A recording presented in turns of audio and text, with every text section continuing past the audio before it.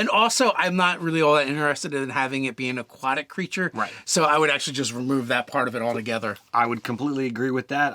I definitely see this as size large so that, you know, my dwarves can ride them into battle. Very slowly. Charge! Very slowly. One week later.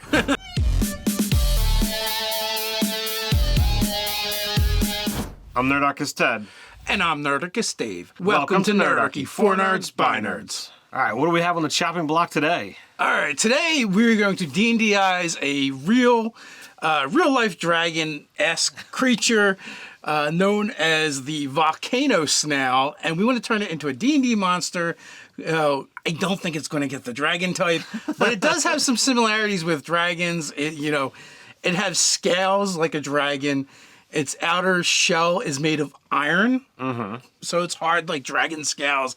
And it lives in, these lava vents underwater that produce, 750 degree temperatures. So while it might not be a dragon, it could easily be found in dungeons. It could be found in dungeons where dragons could live easily. Although these are snails, and I don't know that all snails are amphibious where they can breathe air and water. These are definitely aquatic, but, we'll see what we come up with. All right, so how did you come across this, as I'm deeming it, the Lava Snail? Man, I think someone just memed it. I think it was just a meme, like, I found a real world dragon. And the thing just looks really cool. You can see there's these, these scales that it looks like it's wearing a skirt of scales around, I don't know what you call that 1 foot that snails have that they use to do their snail motion. It's got the two little antenna things, or they might be tongues. I'm not sure. And then it's got, a shell that either looks like kind of like black iron or actually silvery in nature, and it is magnetic. It's like the only magnetic animal on the planet. Well, that's a lot of fun things to kind of work and build off of. We just have to figure out like what kind of direction we want to go. All right, so let's we'll go. We've talked about it a little bit. There's some other facts that we can bring up. It's got a couple of names that it kind of goes by. One of which is being the scalyfoot gastropod. The scalyfoot snail or the sea pangolin are, some of the names that this thing is, kind of known for. I do love me a good pangolin.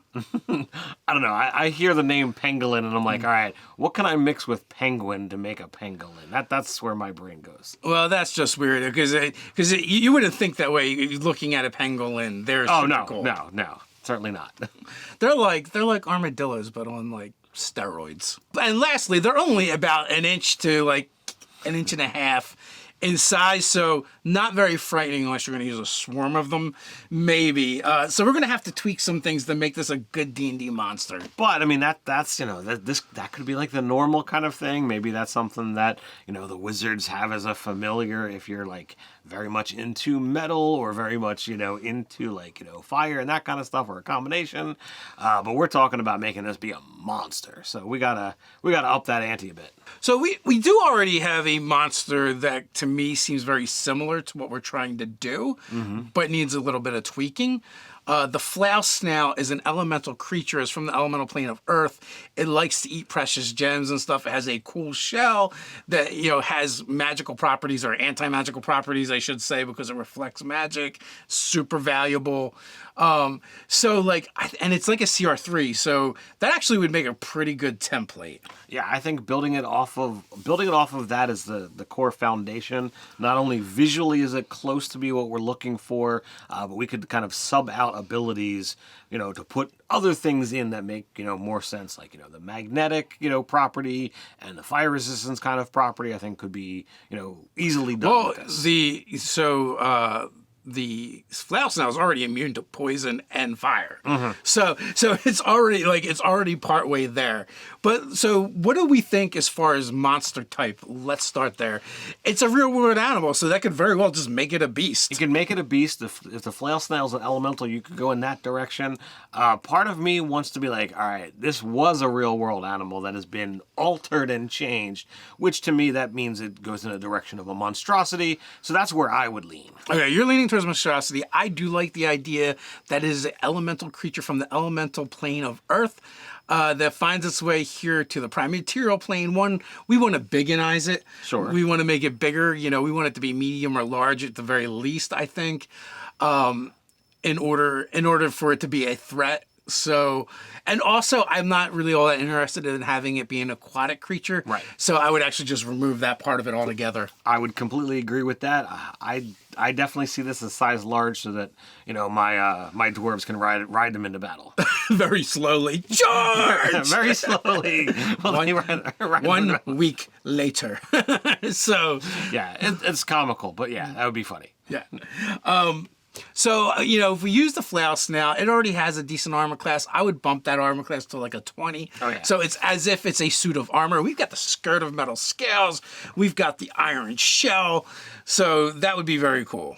So this thing, we already talked about that in real life. This thing is kind of magnetic.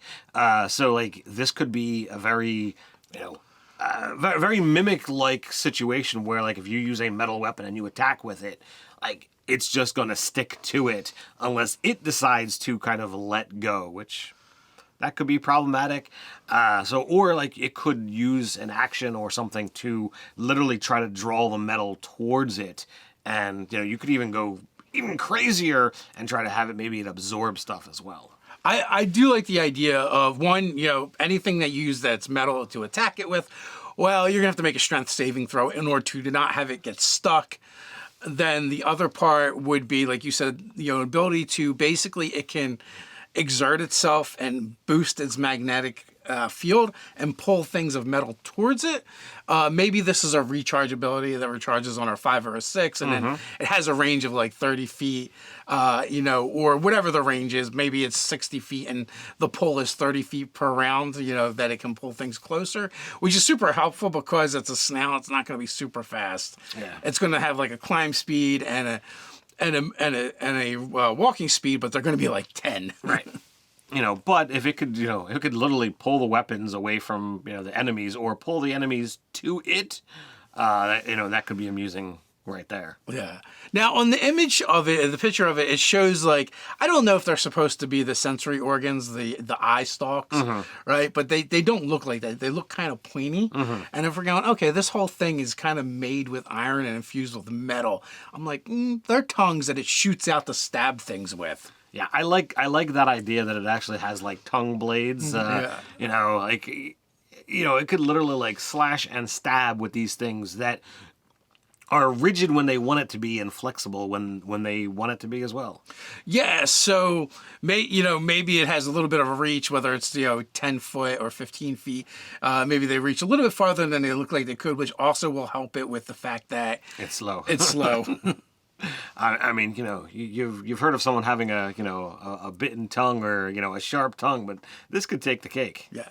Well, here's the other thing to really help get over it being slow, and I think it has natural camouflage. It just looks like a big iron deposit, right? And maybe they grind themselves into rocky surfaces to kind of embed themselves in the earth in order to help with that camouflage and be hidden. Also, they're protected because the only thing really visible is their shell for the most part. So, you're not going to see it. You're going to be like, oh, that's a weird iron deposit sticking out there. And next thing you know, it's pulling you towards it. So next we're thinking of, that it would kind of eat metal. So if it brought metal to it, i.e. in the form of adventurers' armor and weapons, it would want to pull them in so that it could consume them. Yeah, and then also, you had mentioned like dwarves riding into the battle, but I also see it as being a nuisance to dwarves because it shows up and in their mining operations or anyone that really mines, and it wants to eat the metals, right? Maybe it'll eat any metal. Maybe it prefers iron because that's what's infused in its being essentially. But maybe gold and silver and stuff like that are nice little treats for it occasionally, where the iron is what it needs to actually sustain itself. Yeah, you could definitely go in the direction of them being nuisance animals, and you could have dwarves having run off, and when not sure what it was that kind of attacked them, and the only thing that's left over are like the tool handles. Yeah, you can't. Where's the hammers? Where's the pick heads? Where did it all go? And they're just gone.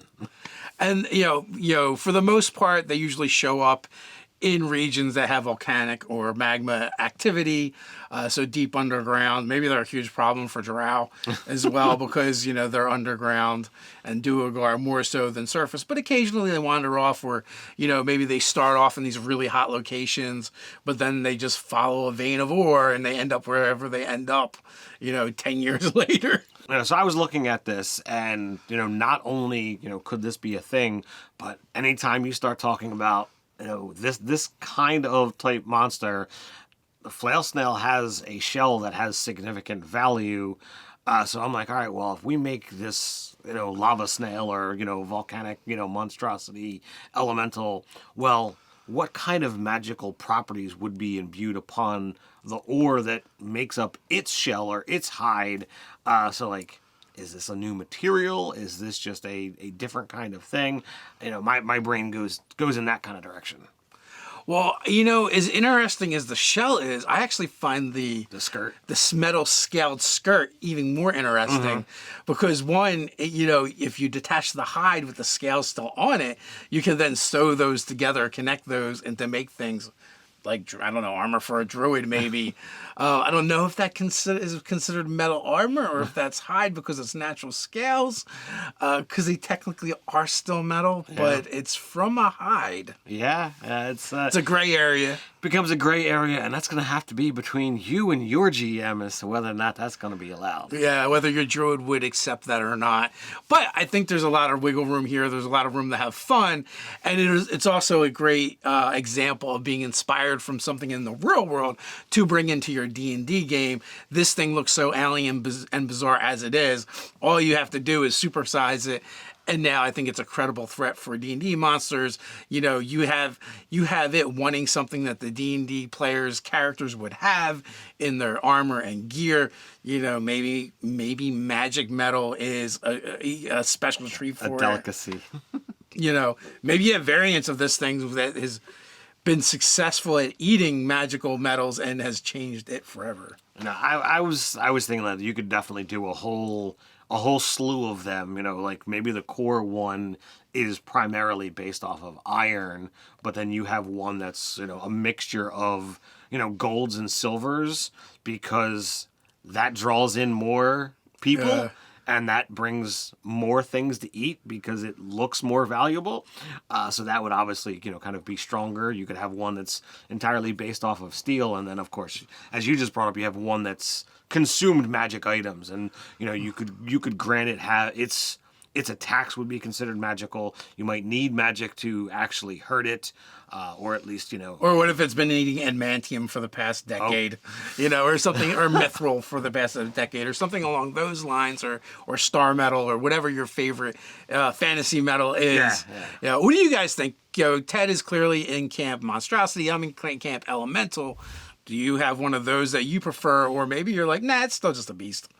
If you like these videos, others like it, as well as all the awesome content that we do over on Nerdarchy.com, why not come check us out on Patreon and support us over there? Articles like, play your next D&D character as a Path of the Dragon barbarian. If you're looking for another way to support Nerdarchy and get some more monsters added into your game, why not check out Secrets of the Vault, Monsters Menagerie Volume 1.